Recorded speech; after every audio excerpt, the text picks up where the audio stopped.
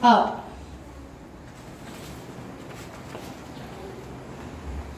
Bahwasanya kami rakyat Malaysia berikrar untuk menjauhkan diri daripada dadah pada setiap masa dengan memenuhi masa lapang dengan kerja-kerja yang berfaedah melibatkan diri dalam aktiviti-aktiviti yang berguna dan berfungsi kepada masyarakat menjadi rakyat berilmu berakhlak mulia